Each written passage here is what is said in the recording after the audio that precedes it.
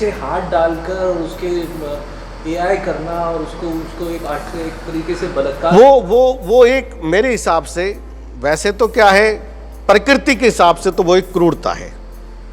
प्रकृति के हिसाब से, चूंकि वो नैसर्गिक प्रक्रिया नहीं है, प्राकृतिक प्रक्रिया नहीं है, वो कृत्रिम प्रक्रिया है जो विकसित की गई है। तो कृत्रिम जो प्रक्रिया है उसमें दो चीजें शामिल होती हैं, एक तो वहाँ की भौगोलिक स्थिति, परिस्थिति, लोगों का, और फिर व्यक्ति का स्वार्थ शामिल होता है उसमें। जब कृत्रिम प्रक्रिया आती है तो स्वार्थ शामिल होता है, प्राकृतिक प्रक्रिया आती है तो स्वार्थ शामिल नहीं होता, प्रकृति के संग रसना और बसना शामिल होता है। तो वो एक स्वार्थ के कारण विकसित की गई कृत्रिम प्रक्रिया। इसी पे मैं आपको एक तरफ और ले जाऊं, इसी बात से जुड़ी हुई बात है, ये मिलावट कहाँ से आई। भारत आज से 40 साल पहले मिलावट अगर करता भी था तो इधर देखेगा उधर देखेगा और थोड़ा दूध में पानी डाल देगा, या इधर देखेगा उधर देखेगा थोड़ा बाल्टी में पानी ले आएगा। ये हमारी सबसे उच्च गुणवत्ता वाली मिलावट थी। लेकिन धीरे धीरे देश विकसित हुआ, देश के बच्चे बाहर पढ़े लिखे, बाहर से भारत में आए, साइंटिस्ट बने, वैज्ञानिक बने। मैं सब साइंटिस्ट वैज्ञानिकों का नहीं कह रहा, पर फूड केमिस्ट्री को पढ़ करके जो बड़े बड़े लोग आए, चूंकि एक भी अनपढ़ गंवार आदमी ने, जिसको हम अनपढ़ गंवार कहते हैं, जिसको जाहिल कहते हैं, उस आदमी ने एक भी पशुओं को काटने के स्लॉटर हाउस को डिजाइन नहीं किया। किसने डिजाइन किया? सब पढ़े लिखे लोगों ने। किसने डिजाइन किया? हेड ऑफ द डिपार्टमेंट ने, कि इतने साल इस भैंस ने दूध देना है, इतने साल इस गाय ने दूध देना है, इतने साल इस बकरी ने दूध देना है, और फिर इसको काट देना। ये हमारी इकोनॉमी है। इस तरीके से ये डेयरी इकोनॉमी है। डेयरी इकोनॉमी को बर्बाद किसने किया? इन पढ़े लिखे लोगों ने।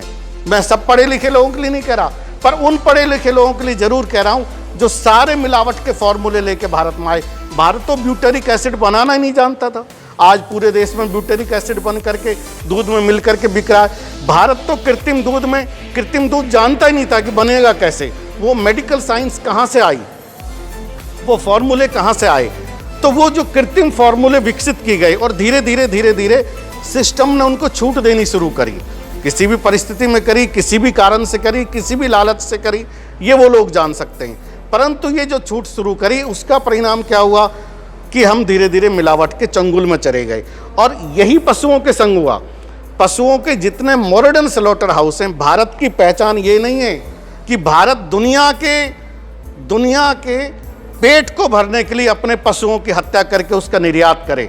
भारत की पहचान है कि पूरी दुनिया में, भारत पूरी दुनिया के लिए प्राकृति और प्रकृति के अनुरूप खाद्य सामग्री का निर्माण करके दुनिया में भेजने का काम करे। हमारी कितनी अच्छी रेपुटेशन हो कि सारी दुनिया के हम दूध में सबसे बड़े निर्यातक हों और सारी दुनिया को बगैर मिलावट का ऑर्गेनिक, प्राकृतिक, शुद्ध दूध और दूध से बने हुए प्रोडक्ट भेजें। आज हम क्या कर रहे हैं? दुनिया में सबसे बड़े मांस निर्यातक बनने की दौड़ में शामिल हैं। कितना मांस का निर्यात हम कर रहे हैं। तो ये जो पैसा बलवती हुआ, बलवान हुआ पैसा, ताकतवर हुआ, तो उसमें श्रेष्ठता खत्म हो गई।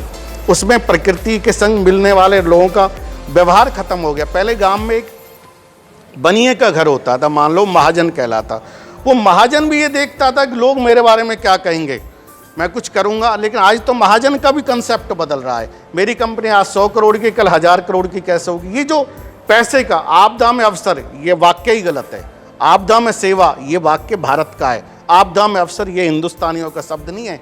चूंकि हमारे यहाँ तो संकट आए, परिस्थिति आए, संत महात्मा भी आए तो, या फिर कावड़ लोग लेकर के आते हैं तो हम जगह जगह भंडारों के द्वार खोल देते हैं। इसलिए प्रकृति के अनुरूप चलना, प्रकृति के साथ व्यवहार करना, वहाँ पर आप देखोगे तो ये जो प्रक्रिया है कृत्रिम जो अपनाई जा रही है गर्भाधान के लिए, ये पूरी तरीके से अप्राकृतिक है।